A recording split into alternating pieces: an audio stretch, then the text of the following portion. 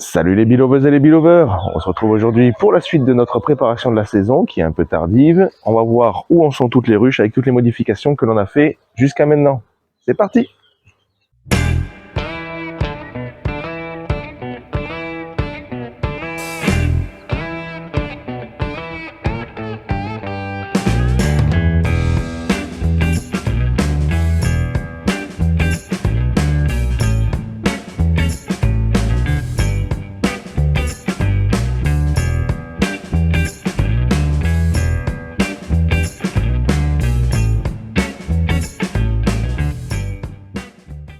Aujourd'hui pour notre visite, on va donc s'assurer de l'état d'avancement au niveau de notre ruchette en polystyrène. On y avait mis des œufs la dernière fois pour qu'elle crée une nouvelle reine. On va voir si c'est fait. On va voir si elles ont bien reconstruit sur la ruchette. On va peut-être les passer sur une grosse ruche et voir les deux autres petites ruches et notre grosse ruche si on peut la passer en production. Allez, on attaque dans le même ordre que d'habitude. On va regarder avec cette ruchette si elles ont commencé à construire un petit peu sur les cadres. On leur avait laissé un cadre de frais parce qu'on avait vu qu'il manquait la reine. On avait un début de ruche bourdonneuse. On va voir déjà si elles ont bien construit au bon endroit, contrairement aux deux autres visites qu'on a faites. Regardons ça. Déjà, on a plus de construction sur le cadre, ce qui est très bien. Alors, de ce côté, on voit qu'elles ont bien avancé, enfin. On n'avait pas de cadre construit, mais là, on voit que ça commence à construire. Ce côté, pas encore, étant donné que ce n'est pas construit de l'autre côté. On arrive de suite sur notre cadre d'œufs qu'on avait laissé pour qu'elle puisse justement construire des cellules royales. Et on peut voir qu'il y a quand même pas mal de cellules royales. On en a des deux côtés, donc c'est très bien. Une nouvelle reine va arriver. Et on peut voir de ce côté beaucoup de cellules royales. De l'autre côté, c'est la même chose. On a pas mal de cellules royales qui ont été construites. Donc, ça confirme bien qu'on n'avait plus de reines sur cette ruche. Mais en tout cas, elles se sont saisies de tous les œufs qu'on leur a laissés pour pouvoir en créer une nouvelle, ce qui est une très bonne chose. L'avant-dernier cadre assez léger.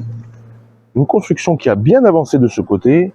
De l'autre côté, pas grand-chose pour le moment, c'est normal. Elles n'ont pas continué à étirer vers le bas. Elles vont d'abord finir ce côté pour pouvoir passer à l'autre. Et le dernier cadre, pas besoin de vous le montrer. Le cadre de cire gaufrée n'a pas été commencé du tout. On passe à notre ruchette en bois pour laquelle on avait prélevé un cadre d'œufs. On leur avait laissé un cadre de cire gaufrée à bâtir. Alors déjà on peut voir sur les têtes de cadre beaucoup de construction, peut-être un signe que tout est fini et qu'elle manque un petit peu de place. Et pour celle-là, on va regarder que tout se passe bien et surtout être vigilant sur les éventuelles cellules royales par manque de place. On commence donc avec de ce côté du couvain, beaucoup de larves à l'intérieur comme d'habitude. De l'autre côté, on est plus sur un cadre avec du pollen, de la provision. Alors on peut le voir, on a quand même une très très belle population sur cette colonie. Les naissances se sont faites. Et on a quand même un manque de place flagrant. Le cadre suivant, beaucoup de provisions, du pollen des deux côtés. Pas tellement de couvain, on le voit, c'est les cellules qui sont au-dessus qui sont operculées, mais sinon pas énormément de couvain sur celui-ci.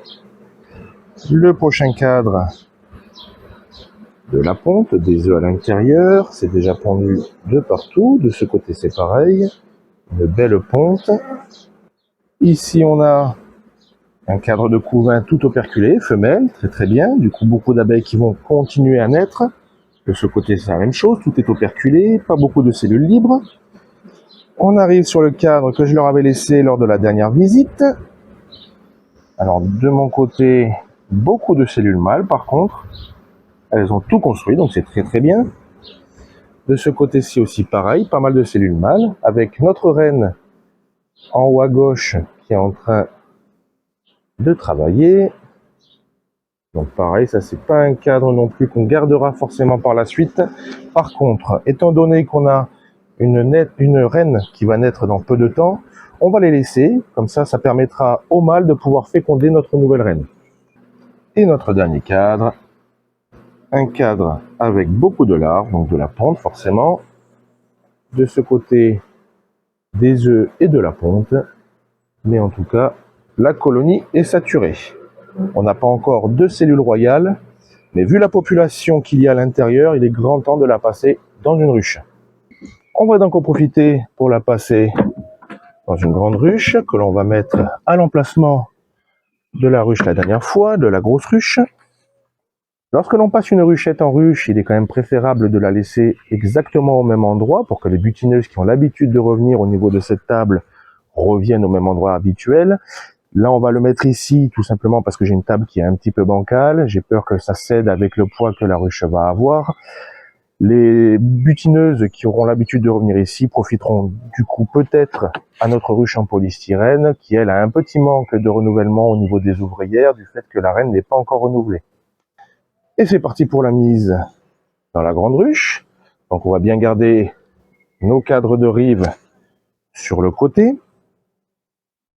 Je leur ai mis en plus 4 cadres, 2 qui sont déjà construits et 2 à construire justement avec de la cire gaufrée qui n'est pas totalement construite. Ça a été entamé un petit peu de ce côté aussi, pareil pour le deuxième qui est à côté.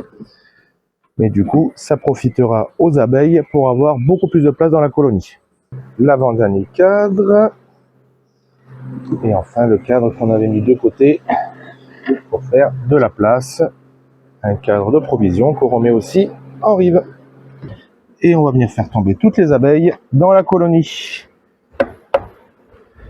Là, j'en ai plein qui sont aussi en dessous. On va essayer de les secouer.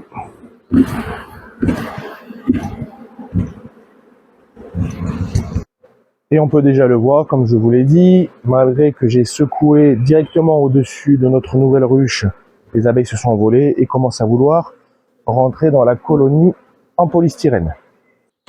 On va recentrer notre ruche en polystyrène. Comme on l'a dit, les butineuses de la nouvelle grosse ruche iront très certainement à l'intérieur. Dans tous les cas, on a un beau renouvellement d'abeilles qui va arriver. Il y aura de nouvelles butineuses qui vont se faire. Et du coup, elles auront l'habitude de revenir pour amener des provisions. On a des cadres déjà construits pour que la reine puisse pondre à l'intérieur. Et notre ruche polystyrène, on la remplacera la semaine prochaine ou la prochaine visite avec notre ruche en bois. On l'avait déjà dit, c'est le type de ruche que je n'aime pas forcément. Elle s'abîme très très vite, c'est très utile pour récupérer un essaim, mais pas pour la garder à long terme. On passe maintenant à notre petite colonie. On l'avait vu qui mettait un petit peu de temps à s'étendre. Lors de la dernière visite, je vous avais dit que ça y est, le beau temps était revenu pour une très courte durée. On a eu encore une fois beaucoup de pluie, beaucoup de vent, ce qui fait qu'on a probablement un ralentissement encore sur notre colonie, ce qu'on va voir de suite. Avec le premier cadre. Alors cette fois-ci, il est très bien construit. Elles ont quand même bien profité des quelques jours de beau temps pour pouvoir amener du nectar et pouvoir construire. De ce côté, c'est encore vide. Le cadre suivant, avec de ce côté du couvain, des œufs à l'intérieur. De ce côté, pareil. Une belle ponte avec du couvain operculé. Ce cadre avec du couvain operculé, du couvain femelle, donc très bien, de la ponte à l'intérieur. De ce côté, on peut voir une amorce. Il me semble que cette amorce, je l'avais déjà repérée la dernière fois et je l'avais laissée. Cette fois-ci, par contre, on va la supprimer. Elles n'ont pas besoin d'avoir d'amorce pour le moment. Notre avant-dernier cadre avec du couvain femelle, de la ponte à l'intérieur, et de l'autre côté, du couvain femelle aussi. Et le dernier cadre, un cadre en cours de construction ici qui n'avait pas été entamé la dernière fois, donc très bien, elles avancent. Et de ce côté, c'est quasiment construit. On n'a pas encore d'œufs à l'intérieur, mais ça ne saurait tarder. Pas besoin de faire de rajout sur cette colonie, on n'a qu'à fermer, attendre qu'elle continue de construire un peu, qu'elle renouvelle un peu la population, et on pourra leur ajouter un cadre de cire gaufrée par la suite. On passe à notre avant-dernière ruche, on va voir si cette fois-ci on arrive à récupérer la reine pour pouvoir la marquer. On commence avec le premier cadre de rive. Donc je l'avais dit, c'était un cadre avec des cellules assez grosses. Là pour le moment, je vois pas de ponte à l'intérieur. De ce côté pareil, elles n'ont pas continué à l'étirer. Et sur ce cadre, on a de la provision justement. Donc c'est vraiment celui-là qu'elles se servent en cadre de rive. Elles ont pour le moment abandonné le dernier. On a quand même pas mal de miel operculé à l'intérieur, ce qui est très bien. Un cadre assez vide, un peu de provision sur le dessus, mais pas grand-chose. Pas de ponte à l'intérieur des cellules. De ce côté, beaucoup de pollen, donc très utile pour nourrir les larves. Un peu de couvain femelle. De l'autre côté, pareil, du couvain femelle aussi. Pas beaucoup de ponte à l'intérieur, je vois pas d'œufs dans les cellules. Ce cadre, eh bien, on peut voir déjà la présence de cellules royales. On a de l'autre côté du couvain femelle. On a quand même pas mal de cellules royales. Alors, on l'avait dit, les cellules royales, c'est en cas où elles manquent de place. Là, ça n'est pas le cas. On a vu qu'il y avait beaucoup de cellules libres, pas de ponte à l'intérieur, ou tout simplement si la reine a disparu, qu'elle soit morte ou autre chose. Lors de la dernière visite, j'ai bien peur même peut-être d'avoir fait une erreur de manipulation puisque j'arrivais pas à retrouver la reine. Du coup, avec le manque de ponte évident qu'on a eu, où on ne voit pas d'œufs du tout dans les cellules, on va les laisser pour renouveler la reine, étant donné qu'à mon avis, j'ai dû faire une erreur de manipulation. Là, à nouveau, des cellules toutes vides, donc ça confirme petit à petit l'erreur de manipulation et le fait qu'il n'y a plus de reine dans cette colonie, d'où le fait de laisser les cellules royales pour qu'elles en fassent une nouvelle. Notre avant-dernier cadre avec de la provision de ce côté, beaucoup de pollen, et de l'autre, la présence encore une fois de cellules royales sur le bas droit du cadre. Pareil, on va les laisser malheureusement. Et notre dernier cadre avec de la provision, beaucoup de pollen, et encore une fois, aucun œuf. Du coup, effectivement, avec cette colonie, j'ai dû faire une erreur de manipulation lors de ma dernière visite. J'ai dû soit faire tomber la reine lorsque je la cherchais, ou j'ai dû peut-être l'écraser sans le vouloir. C'est pourquoi on va leur laisser les cellules royales pour qu'elles puissent élever une nouvelle reine et que la ponte se refasse, parce que là, on peut le voir, on n'a aucun œuf dans les cellules. Et on peut le voir aussi, une petite agressivité supplémentaire de la part de cette colonie. Souvent signe qu'il n'y a pas de reine à l'intérieur. Les abeilles sont beaucoup plus calmes lorsqu'il y a une reine. On passe à notre dernière colonie, voir si enfin celle-ci, on va pouvoir la passer en production, voir si elles ont fini de construire ce qu'on leur avait donné. Il manquait pas grand-chose lors de la dernière visite. On va voir si elles ont pu construire. En tout cas, déjà, une belle population, sans problème.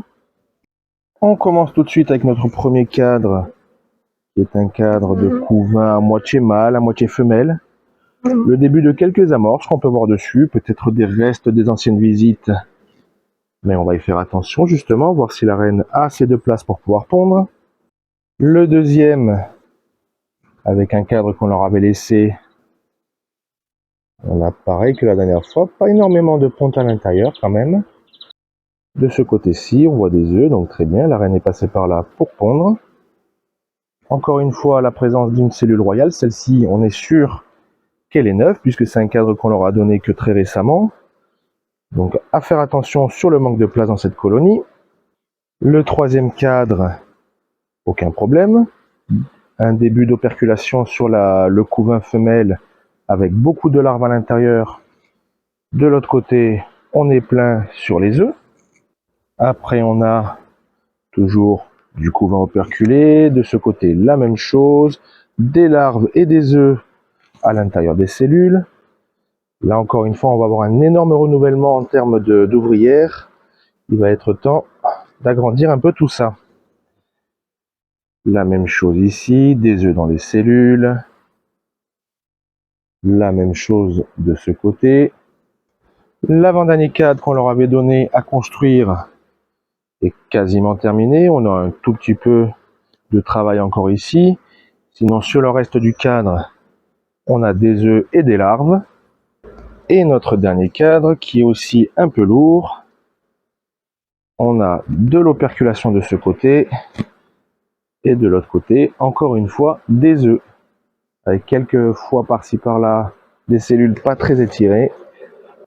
Pour résoudre ce problème de place en apiculture, on a plusieurs méthodes. Donc les laisser faire, elles vont essaimer, créer une nouvelle reine. Le problème c'est que vu que c'est pas contrôlé, souvent on perd la moitié de la colonie puisque l'ancienne reine part avec la moitié de la colonie, c'est qu'il y a une perte pour nos colonies à nous. On peut faire une division, ce qu'on a fait en début d'année, on n'a pas montré dans la vidéo, mais on le verra très certainement en fin de saison, pour créer une deuxième ruche avec le trop plein d'abeilles qu'on a à l'intérieur. Et la dernière solution, c'est de leur donner un peu plus de place. Alors quand on est sur des ruchettes ou sur une ruche qui est compartimentée, on peut leur ajouter des cadres tout simplement.